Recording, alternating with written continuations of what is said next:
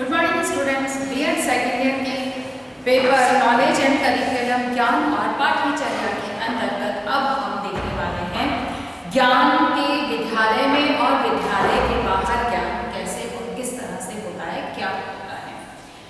क्योंकि हम इसके पहले जो था हम लोगों ने ज्ञान के जो विभिन्न स्वरूप थे उनके बारे में हमने समझा था कि ज्ञान लिखित अवस्था में भी उपलब्ध होता है, अलिखित यानी कि सैद्धांतिक अवस्था में भी होता है, व्यवहारिक भी होता है। ज्ञान मतलब किस अमूर्त है, अमूर्त है, स्थानीय है, सार्वभौमिक है।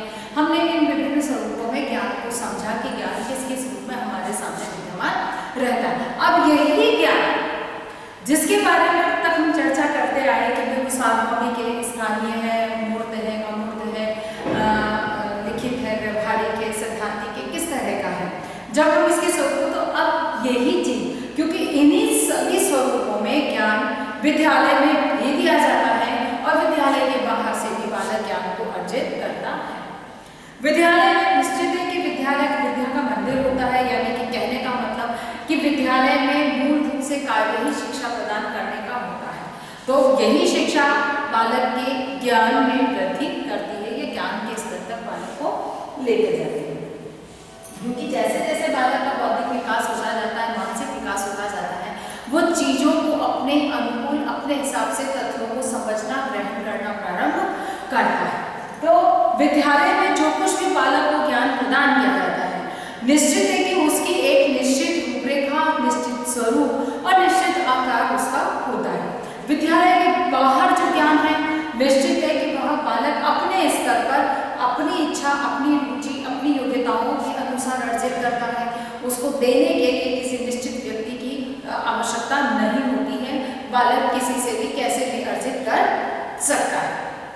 फॉर एग्जाम्पल, विद्यालय में ज्ञान क्या है ये आपको पता है कि भाई टीचर ने भाई कहा है गणित है, वो कक्षा कक्ष में जाएगा, प्रारंभिक अवस्था में गिनती सिखाएगा, काउंटिंग सिखाएगा 1 2 3 4, देन वो प्लस माइनस, मल्टीप्लिकेशन, डिवाइड आदि सिखाएगा। उसके बाद आगे की जो जैसे जैसे उसकी प्रॉब्लम्स होंगी उनको वो सिखाता चला जाएगा। जैसे लॉस एंड प्रॉफिट, लाभ हानि, ऐसे बहुत सारी चीजें हैं, उनको वो धीरे धीरे सिखाता चला जाएगा। बालक उन्हें व्यवस्थित ढंग से एक क्रम के अनुसार अर्जित करता है। एक व्यवहारिक जीवन में, यानी कि विद्यालय के बाहर, फॉर एग्जाम्पल जैसे आप किसी दुकान पे जाते हैं, वहां पर आप एक छोटे बच्चे को दुकान के अंदर कुछ काम करते देखते हैं। जैसे 3 या 4 साल का बच्चा है जिसने अभी विद्यालय जाना प्रारंभ नहीं किया है, जिसको हम कहेंगे भाई ठीक है अभी प्ले ग्रुप में जा रहा है तो जा रहा है, उसने बहुत एक व्यवस्थित शिक्षा अर्जित करने की दृष्टि से एक विद्यालय की जो व्यवस्थाएं हैं उससे संबंध उसका अभी तक स्थापित नहीं हुआ है। अब वो बालक जैसे वो किसी एक कार्टन पड़ा है उसमें से सामान निकाल रहा है और उसको काउंट करने की कोशिश कर रहा है 1 2, या फिर कार्टन के अंदर डाल रहा है सामान उसके पास, जैसे कि साबुन की पट्टियां पड़ी हैं, साबुन के बाद ब्रिक्स उसके पास पड़े हैं। अब वो उनको एक एक काउंट करता जा रहा है और कार्टन के अंदर डाला जा रहा है 1 2 3 4 5 6 7 8 कैसे, यानी कि वो अब वहां पे अनफॉर्मली किसी भी प्रकार की औपचारिक उसको प्रशिक्षण नहीं है, वो अनौपचारिक रूप से उसको काउंटिंग करता हुआ कर रहा है और उसके अंदर वो डाल रहा है। अब ये चीज उसने कहाँ से सीखी? आपने पेरेंट्स को, जैसे फादर काउंट कर रहे थे, फादर के साथ चल मेरे साथ काउंट कर, तो बच्चे ने उस चीज को सीखा 1 2 3 4 5 6 कैसे। अब जैसे मैंने उससे पूछा कि बेटा ये चीज कितने की है, मुझे ये चीज चाहिए, सिर्फ उस बच्चे को बातचीत करने के हिसाब से बच्चा उठता है, वस्तु को लाकर मेरे सामने रखता है और अपने पेरेंट्स में से किसी एक को बुलाता है। पेरेंट्स के साथ मेरा जो नेगोशिएशन होता है, जो बातचीत होती है, उसको बड़े ध्यान से सुनता है। अब उसे ये नहीं बताया गया, उसके पैसे दिए गए, बच्चा गया, पैसे लिए, अब उस नेगोशिएशन में उसने बात को समझी। जैसे उन्होंने कहा कि हम 10 रुपए के लेंगे, मैंने कहा नहीं मैं 8 रुपए दूंगी। ये एक नेगोशिएशन में हमारा तय हुआ कि हम 8 रुपए का इस वस्तु को खरीदेंगे। बच्चा गया बिना किसी बात के, बिना किसी इंस्ट्रक्शन के, सिर्फ उसको पैसे दिए गए, गया और जो काउंटर है वहां पे से वो 10 में से 8 रुपए काट के और 2 रुपए लाकर मेरे को थमाता है। अब यहाँ पर मेरा उसके बच्चे ने सिर्फ सुना है, उसको किसी भी तरह का कोई इंस्ट्रक्शन वहाँ पर नहीं दिया गया। पैसे कस्टमर उसको दिए गए दुकान वाले को, उसने लेकर, जैसे उसकी मदर को दिए गए, तो उसने लेके उस पैसे को उस बच्चे को पकड़ाया, बच्चे को कोई इंस्ट्रक्शन नहीं दिए, बच्चे ने 8 रुपये काट के 2 रुपये अपने आप लाकर दे दिए। अब इस प्रक्रिया में जो अनफॉर्मल एजुकेशन थी बालक की, विद्यालय के बाहर की जो शिक्षा है, अब उसमें बालक ने अपने माता पिता को कस्टमर्स के साथ में बातचीत करते देखा, सुना, समझा। उस आधार पर वो ये चीज का प्रशिक्षण ले रहा है कि किसी भी वस्तु को बेचना है तो कस्टमर के साथ किस तरह से नेगोशिएशन, भाव तोल किया जाता है। फिर वो बात को समझ रहा है, उसकी सुनने की क्षमता का विकास हो रहा है, क्योंकि वह 8 रुपये काट के और 2 रुपये पुनः लाकर देता है। इसका मतलब उसके श्रवण कौशल का विकास हो रहा है, जिसको कि कोई औपचारिक प्रशिक्षण बालक को प्राप्त नहीं हो रहा है। कहने का मतलब यह हुआ कि बालक बाहर से, विद्यालय के बाहर एक सामान्य रूप से परिवार के व्यक्तियों के द्वारा किए जाने वाले व्यवहारों के माध्यम से, उनके क्रियाकलापों के माध्यम से बहुत सारी अनफॉर्मल एजुकेशन जो है वो विद्यालय के बाहर से प्राप्त करता है। तो कहने का मतलब ये हो गया कि ज्ञान जो है विद्यालय में दिया जाता है और विद्यालय के बाहर से भी बालक बहुत कुछ सीखता है। यानी कि वो बच्चा स्कूल अब जाएगा, एक फॉर्मल एजुकेशन के लिए वो अब उस प्रक्रिया को प्राप्त करेगा, लेकिन उसके पहले ही वो बहुत सारी छोटी छोटी चीजें हैं जिनको वो सीख समझ रहा है। अपने टॉयज के अंदर भी होगा तो वो काउंटिंग करेगा कि 1 2 3 4 मेरा 4 टॉय, 5th टॉय मेरा कहाँ है। जैसे उसको पता है कि उसके पास 5 गाड़ियां हैं, 5 में से 4 ही दिखती है, तो 5वीं के लिए वो हल्ला मचाना है कि मेरी वो गाड़ी कहाँ है। यानी कि उसने वहां पर अननॉर्मली सीखा है 1 2 3 एंड देन 4 5। तो इस तरह से उसने जितनी भी पॉसिबल थी उतनी काउंटिंग वहां पर अनफॉर्मली सीखी। जैसे 30 त्योहार, तो उन 30 त्योहारों को कैसे सेलिब्रेट किया जाता है, उनमें क्या होता है, क्यों सेलिब्रेट किया जाता है, ये चीजें बच्चा पारिवारिक स्तर पर जिस मान्यताओं के साथ, जैसे दिवाली है तो अलग अलग पंथ की विचारधाराओं में अलग अलग होता है। हम कहते हैं कि श्री राम के अयोध्या आने पर हम दीपावली मनाते हैं। कुछ कहते हैं कि बरसात के बाद में जो घरों में है बरसात की वजह से कुछ छोटे छोटे कीड़े मकोड़े हो जाते हैं, या तो उनको, या बरसात की वजह से घरों में सिलन हो जाती है, ढंग से काम नहीं हो पाता, तो उसके बाद एक प्रॉपर सफाई की जाती है। सफाई करने के बाद एक प्रॉपर ढंग से हम घर को सजाते हैं, इसलिए हम घरों की सफाई करते हैं। कुछ का मानना है कि हम दीपावली इसलिए बनाते हैं कि श्री भगवान महावीर का निर्वाण दिवस उसी को माना जाता है, इसलिए दीपावली का आयोजन किया जाता है। यानी कि सबकी अपनी अपनी मान्यता है। अब उस घर के अंदर, जिस घर परिवार में बालक रह रहा है, वो जिस उद्देश्य से दिवाली मना रहे हैं, बालक से अगर पूछा जाएगा तो बालक उसी उद्देश्य को बताएगा। क्यों? क्योंकि अभी वो अनफॉर्मल एजुकेशन विद्यालय के बाहर अर्जित करता है। तो यही चीज है कि विद्यालय और विद्यालय के बाहर की एजुकेशन में बालक हर तरह से, चाहे विद्यालय में है वो विद्यालय के तौर तरीकों, नियम, सिद्धांतों के आधार पर शिक्षा अर्जित करता है, ज्ञान को अर्जित करता है, और विद्यालय के बाहर बालक स्वतंत्र रूप से ज्ञान को अर्जित करता है। तो यहाँ हम सबसे पहले देखेंगे विद्यालय में ज्ञान।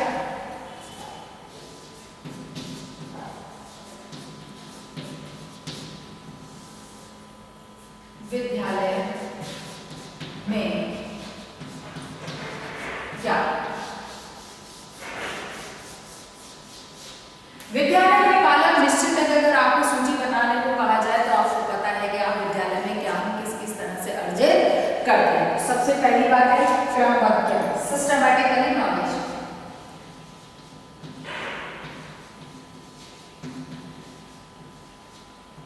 क्रमबद्ध ज्ञान, सिस्टमैटिकली नॉलेज। निश्चित है कि विद्यालय में हम क्रमबद्ध रूप से ज्ञान को अर्जित करते हैं, यानी कि उसमें एक क्रम होता है। जैसे हमने कहा कि हम काउंटिंग बच्चे को सिखा रहे हैं, तो विद्यालय में प्रारंभिक अवस्था में सबसे पहले गिनती सिखाई जाए बालक को, ठीक है। गिनती के बाद में बच्चे को जोड़ बाकी सिखाया जाए, उसके बाद गुणा भाग सिखाया जाए। तो कहने का मतलब ये है कि बच्चे को विद्यालय में एक जो निश्चित क्रम है अकॉर्डिंग बच्चा सीखता है। जैसे मैंने एग्जाम्पल दिया था कि मैं किसी दुकान पे जाती हूँ, वहाँ बच्चा काउंटिंग मतलब वो बॉक्स को साबुनों को गिन रहा है। यहाँ पर ये निश्चित है कि उसके अकॉर्डिंग, लेकिन उसमें कोई फॉर्मल एजुकेशन नहीं है। अब उसे काउंटिंग कहाँ तक आती है वो एक लुकआउट अलग है, लेकिन वो यहाँ पे प्लस माइनस भी सीख रहा है कि मेरे को 10 में से कितने पैसे काटने हैं और कितने वापस रिटर्न करने हैं। यानी कि यहाँ पर वो अनफॉर्मली इस चीज को सीख रहा है जिसका कोई क्रम निर्धारित नहीं है। वो केवल एक बातचीत के माध्यम से, परिवार के सदस्यों की बातचीत, सहयोग, क्रियाकलापों के माध्यम से बहुत सारी चीजें ऐसी हैं जो विद्यालय स्तर पर हो सकता है कि 5वीं 6वीं में सिखाई जाए, बालक यहीं पर सीख ले। जैसे नेगोशिएशन करना, नेगोशिएशन करना अभी बालक क्योंकि एक तार्किक विचारधारा पर आधारित होती है। हम किसी से भाव करते हैं तो निश्चित है हम तभी कर पाएंगे जब हम एक तार्किक विचारधारा को रखते हैं, क्योंकि हमें तर्क देना होता है कि हम उस वस्तु को कम में क्यों लेंगे। तो यहाँ पर वो चीज हम मानते हैं कि बालक में 10-11 साल के बालक में ये चीजें आने लगती है, लेकिन बच्चा वहीं पर अनफॉर्मली रूप से अभी 3-4 साल तक वहीं पे इस चीज को सीखता है कि नेगोशिएशन कैसे करना है। कहने का मतलब ये हुआ कि विद्यालय के अंदर जो ज्ञान है उसका एक निश्चित क्रम होता है और उसी क्रम के अंदर बालक को ज्ञान प्रदान किया जाता है। दूसरी बात इसके अंदर आनी है वह है स्तरानुकूल ज्ञान।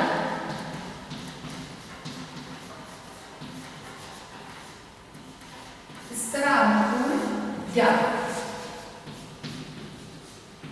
यानी कि यहाँ पर विद्यालय में जो ज्ञान दिया जाता है वह स्तर के अनुकूल होता है कि बालक जिस स्तर का है, जिस कक्षा का है, जिस आयु वर्ग का है और उस आयु वर्ग या कक्षा के लिए जो पाठ्यक्रम निर्धारित है, बालक उसी के अंदर, उसी के अनुकूल उसको ज्ञान प्रदान किया जाता है। उससे हटकर या उससे ऊपर की विषय वस्तु को हम बालक के सामने उदाहरण के रूप में भले ही रख सकते हैं, लेकिन उसको समझाने के लिए नहीं रख सकते हैं। इसीलिए यहाँ पर जो ज्ञान है वह क्रमबद्ध रूप में और स्तर के अनुकूल ही होगा कि बालक जिस आयु वर्ग, जिस कक्षा और जिस योग्यता का है उसी के अकॉर्डिंग उसको ज्ञान प्रदान करना। अगली बात आती है औपचारिक ज्ञान की व्यवस्था।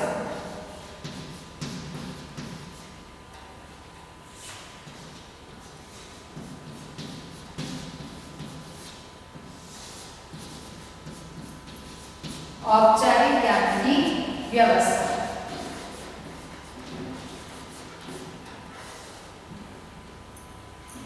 Arrangement of the formal education, ठीक है ना।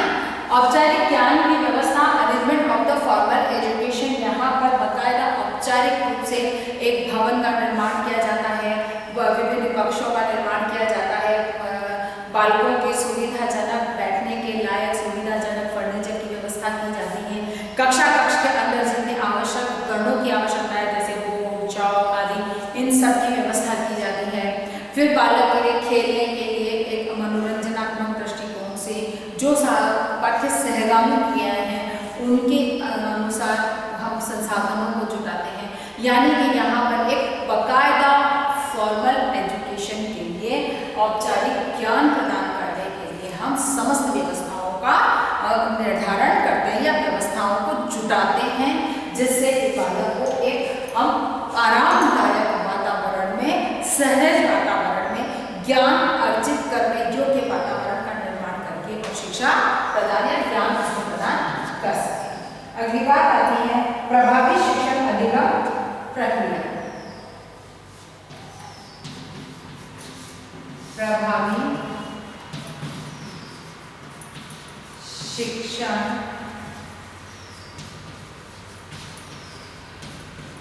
अधिगम प्रक्रिया, ठीक है। प्रभावी शिक्षण अधिगम प्रक्रिया यानी कि यह है effective teaching learning process. Effective teaching learning process प्रभावी शिक्षण अधिगम प्रक्रिया के अंतर्गत बालक को एक प्रभावी ढंग से किस प्रकार से कौन सी ऐसी शिक्षण विधियां हैं जिनका उपयोग करके और हम बच्चों को शिक्षा अर्जित कर सकते हैं, या यूँ कहा जाए कि बच्चों को हम जो भी ज्ञान देना चाहते हैं उसके लिए हम विभिन्न प्रकार के अधिगम संसाधनों को जुटाते हैं। जैसे स्लाइड्स ले रहे हैं, मॉडल्स ले रहे हैं, चार्ट्स का यूज कर रहे हैं, यानी कि यहाँ पर हम जो भी संभव है अधिगम प्रक्रिया के लिए जितने भी सहायक अधिगम संसाधन हैं, फिर शिक्षण विधियों को निर्धारित करते हैं कि हमें जो कुछ पढ़ाना है उसकी एक निश्चित विधि क्या होगी, किस विधि के माध्यम से हम बच्चों को पढ़ाएंगे, कौन सी एक्टिविटीज बच्चों को कराई जानी है, यानी कि एक तरह से कहा जाए कि एक पूरी प्रॉपर प्रक्रिया का पालन यहाँ पर किया जाता है कि कौन सा पाठ आज पढ़ाना है, कितना पाठ आज पढ़ाना है, कितनी विषय वस्तु बालक को देनी है, किस उद्देश्य से देनी है, उस विषय वस्तु को सरल और उपयोगी बनाने के लिए कौन सी विधि का उपयोग करना और किस तरह की शिक्षण सहायक सामग्रियों का उपयोग करना है, यानी कि एक कंप्लीट टीचिंग प्रोसेस को हम स्टार्टिंग टू एंड तक एकदम बकायदा फॉर्मली एक सही आकार हम उसे प्रदान करते हैं, सही योजना का निर्माण हम करते हैं। अगली बात आती है इसमें, वो है शिक्षण अधिगम सामग्री का प्रयोग। शिक्षण अधिगम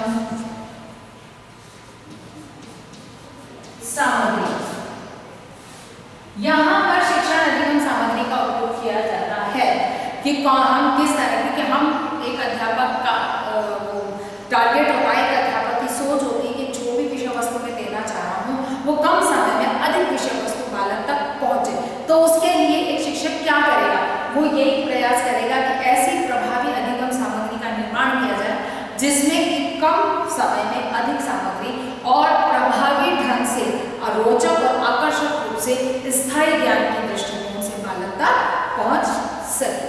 अगली बात इसमें आती है, वो है विद्यालय के बाहर के ज्ञान में, वो है विशेष शिक्षण नीतियों का प्रयोग।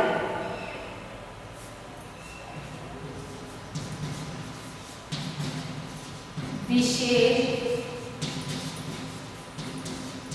शिक्षण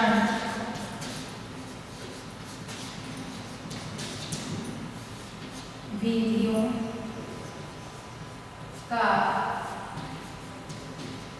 प्रयोग, यानी कि यहाँ पे इस बात को ध्यान में रखा जाता है कि बालक विषय वस्तु की प्रकृति के आधार पर विशेष शिक्षण विधियों का प्रयोग किया जाता है।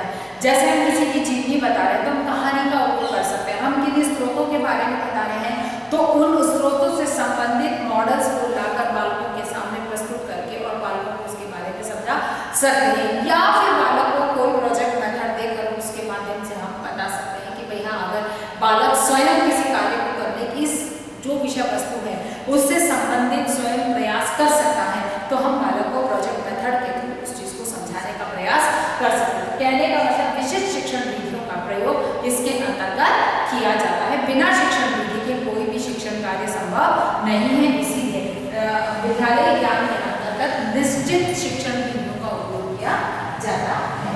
अगली बात आती है विशेष पाठ्यक्रम की व्यवस्था। विशेष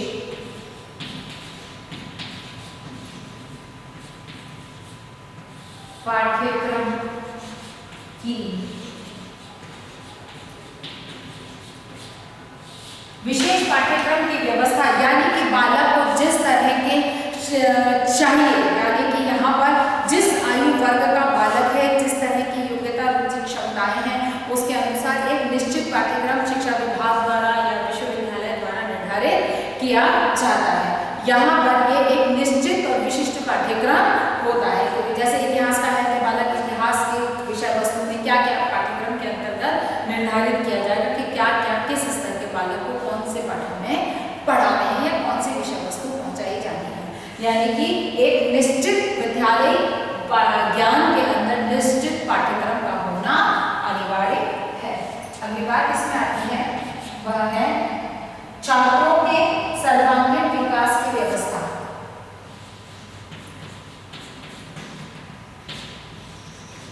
छात्रों के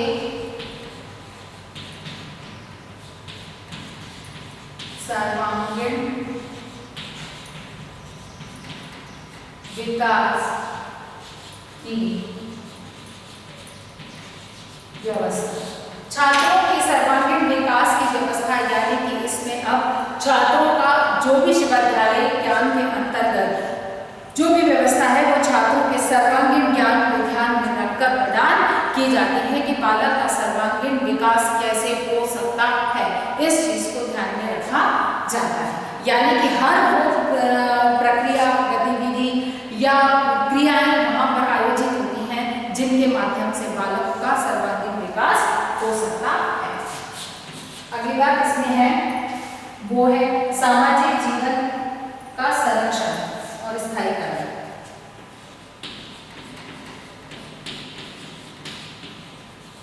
सामाजिक जीवन का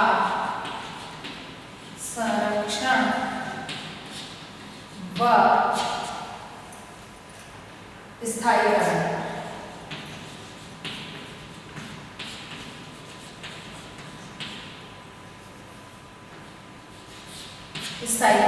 यानी कि सामाजिक जीवन का संरक्षण। सामाजिक जीवन किस तरह का होता है, समाज क्या है, समाज की व्यवस्थाएं क्या है, वहां का सामाजिक जीवन किस तरह का होता है, वहां जीवन के किस प्रकार के मूल्य होते हैं, इनकी जानकारी विद्यालयों में विभिन्न प्रकार के, जैसे एक निश्चित पाठ्यक्रम होता। हम कहते हैं इतिहास में हमने महाराणा प्रताप को बताया, तो महाराणा प्रताप के समय वहां की सामाजिक व्यवस्थाएं क्या थी, वो चीज वहां पर आती है। फिर वहां के लोगों का प्रताप को किस तरह से सहयोग प्राप्त हुआ, उस चीज को हम समझा रहे हैं। तो ये चीजें क्या है, वहां के सामाजिक जीवन की व्यवस्थाओं का हमें उदाहरण प्रस्तुत करती है, जो कि बालक के सामाजिक जीवन का निर्माण करती है और उसके स्थायित्व की व्यवस्था करती है। अगली बात इसमें आती है संस्कृति और सभ्यता का विकास।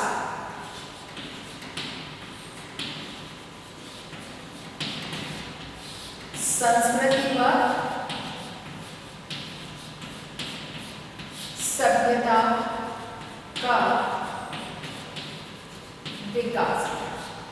विद्यालय के अंदर जो ज्ञान दिया जाता है उसमें जो पाठ्य वस्तु या पाठ्यक्रम निर्धारित किया जाता है, उस पाठ्यक्रम को निर्धारित करते समय इस बात का ध्यान रखा जाता है कि जो हमारी अपनी संस्कृति और सभ्यता है उसका संरक्षण हो सके और उसके विकास के हर संभव प्रयास किए जा सके। तो उसके लिए बालक को प्रारंभ से ही सभ्यता और संस्कृति की समस्त सूचनाएं या जानकारी बालक को दी जाती है, जिससे कि वह अपनी सभ्यता और संस्कृति के प्रति सम्मान की भावना का विकास हो। जैसे कि हम सब इस बात को जानते हैं कि NEP 2020 के अंतर्गत जो अब नवीन विषयों को लेकर जो सुझाव सरकार की तरफ से वर्तमान में दिए गए हैं, उन सुझावों के आधार पर इस बात का लक्ष्य रखा गया है कि हमें पुनः हमारी भारतीय सभ्यता और संस्कृति से जोड़ा जाए बच्चों को।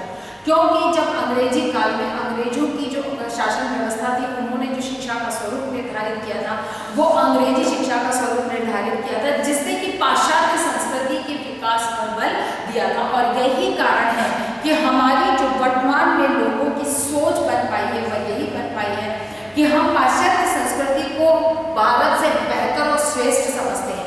हमारे यहाँ की जो परंपराएं हैं, व्यवस्थाएं हैं, जैसे हमारे यहाँ पर एक परंपरा हुआ करती थी कि जब भी कोई घर से बाहर से व्यक्ति घर आता है तो घर के बाहर ही एक चौकड़ी बनी होती थी, वहीं पर हाथ पैर धोकर और फिर वो घर के अंदर प्रवेश करता था, चप्पल बाहर खोले जाते थे। और वर्तमान में पाश्चात्य संस्कृति के रंग में इस तरह से हम रखे गए हैं कि बाहर चौकड़ी का निर्माण करना, घर के एलिवेशन को खराब करने वाली विचारधारा सामने आती है कि अरे इस घर के सामने इस तरह से चौकड़ी अच्छी नहीं लगती है। तो ये चीजें क्या है, ये पाश्चात्य संस्कृति का इफेक्ट है। और घर के बाहर कोई हाथ पैर धोए जाते हैं, या घर में जाकर धो ना, चप्पल क्या हो गया अंदर रखो, घर में हम चप्पल बिना में नहीं घूमेंगे। तो ये सब क्या है, ये क्योंकि चप्पल खोलने की व्यवस्था बाहर क्यों ना रिवाज कि हम जब भी चल के आ रहे हैं तो बहुत सारे जीवाणु हम हमारे चप्पलों के साथ में घर में लेकर आते हैं, जिसकी वजह से बीमारियों का वहाँ पे उदय या बीमारियां पनपने लगती है। तो ये व्यवस्थाएं हमारी थी और अच्छी थी। कोविड-19 ने इसी चीज को वापस सिखाया है कि घर के बाहर ही हाथ पैर धो, उसके बाद में चप्पल घर के बाहर खोलो और उसके बाद घर के अंदर प्रवेश करो। तो कहने का मतलब क्या हुआ कि हमारी जो पाश्चात्य संस्कृति थी, अंग्रेजों ने उसके प्रचार प्रसार की इस तरह की शिक्षा व्यवस्था करी कि उनका प्रचार प्रसार और हमारी मानसिकता उसमें इतनी डल गई कि हम अपनी ही संस्कृति को हीन दृष्टि से देखने लगे। जबकि इस समय वर्तमान में कोविड-19 इस महामारी के दौर में हमारे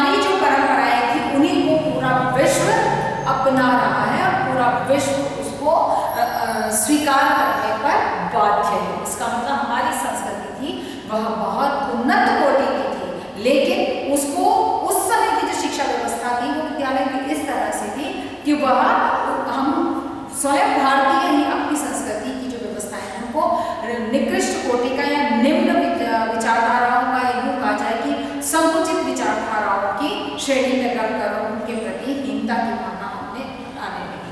लेकिन वर्तमान में NEP 2020 में जब अब दोबारा कल ही इसके संबंधित विषयों से संबंधित सुझाव सरकार की तरफ से दिए गए, उसमें इस बात पर बल दिया गया कि भारतीय सभ्यता और संस्कृति का विकास किस तरह से किया जाए, उससे संबंधित समस्त विषयों को पाठ्यक्रम में सम्मिलित किया जाए। अगर हम हमारे राष्ट्र को विकास के पथ पर आगे लेना चाहते हैं तो इसकी सर्वाधिक आवश्यकता होती है। अगली बात इसके अंतर्गत आती है सामाजिक कार्य कुशलता का विकास।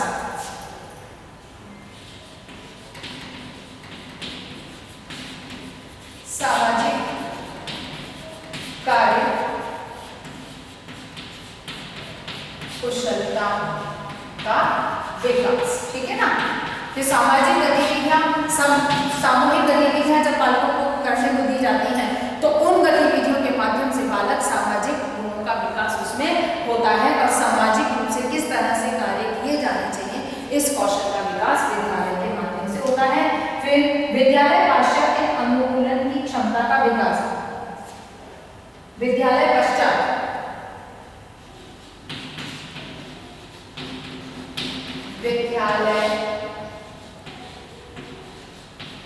पश्चात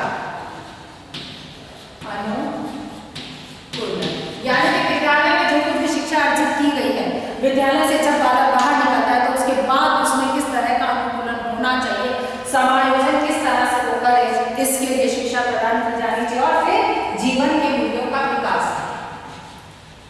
जीवन मूल्य, विद्यालय में जीवन मूल्यों का विकास भी किया जाता है, क्योंकि जीवन किस तरह से चलाया जा सकता है, जीवन के लिए किन मूल्यों का होना चाहिए, इसकी शिक्षा हमें एक व्यवस्थित पाठ्यक्रम के माध्यम से हम बालक तक पहुंचाते हैं, जिसका कि बालक में विकास हो। विद्यालय के अंतर्गत हम इस दृष्टिकोण से ज्ञान को प्राप्त करते हैं। विद्यालय के बाहर की जहाँ तक बात आती है, हम उसे भी देखेंगे कि विद्यालय के बाहर हम किस तरह की ज्ञान को किस तरह से अर्जित करते हैं या ज्ञान की व्यवस्था किस प्रकार की होती है।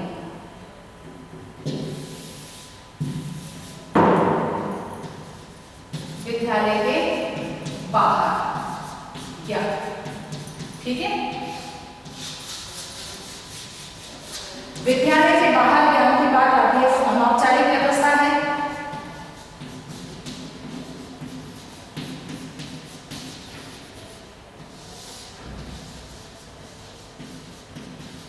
निश्चित है कि अनौपचारिक व्यवस्था है, यहाँ पर किसी प्रकार का निश्चित पाठ्यक्रम नहीं है, निश्चित समय नहीं है, निश्चित आयु वर्ग वगैरह कुछ भी निर्धारित नहीं होता है।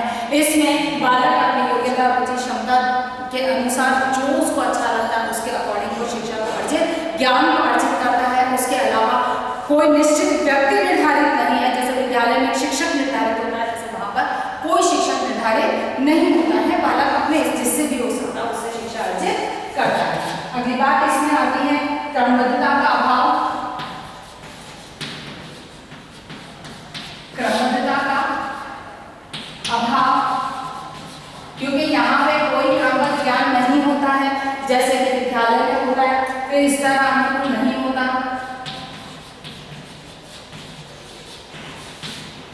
इस तरह अनुकूल का अभाव, ठीक है, क्योंकि इसमें कोई आयु वर्ग निश्चित नहीं होती है। जब जिसको जो चीज समझ में आए, जैसे मैंने एग्जाम्पल दिया था कि 4 साल का बच्चा नेगोशिएशन करना सीखता है, ये स्तर के विशिष्ट प्रक्रिया का अभाव, ठीक है ना,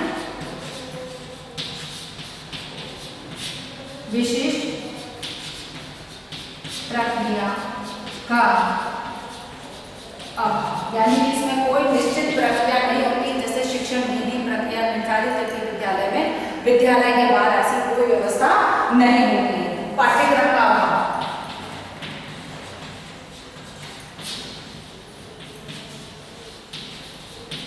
पाठ्यक्रम का अभाव वहां पर पाया जाता है। अंतिम बात आती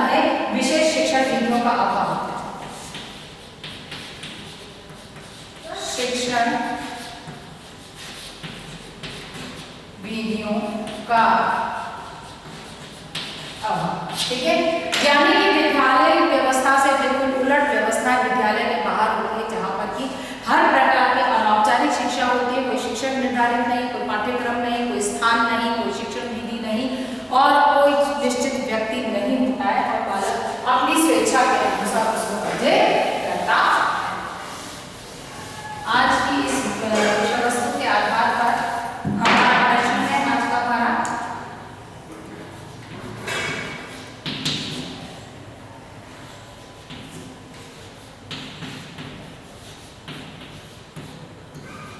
विद्यालय में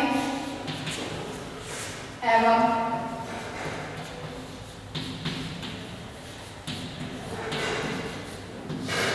विद्यालय के बाहर ज्ञान के स्वरूप को स्पष्ट कीजिए। ठीक है, विद्यालय में विद्यालय के बाहर ज्ञान के स्वरूप को स्पष्ट कीजिए कि किस किस तरह से ज्ञान की क्या व्यवस्था होती है। अपनी बात को समाप्त करने से पहले कोविड-19 की इस महामारी में अपने आप को सुरक्षित रखें। बहुत अधिक आवश्यकता होने पर घर से निकलें, घर से बाहर निकलते हैं तो 3 बातों का ध्यान अवश्य रूप से रखें। मुंह पर मास्क लगाएं, सोशल डिस्टेंसिंग का पालन करें, अपने हाथों को सैनिटाइज करते रहें। स्वस्थ रहें, सुरक्षित रहें।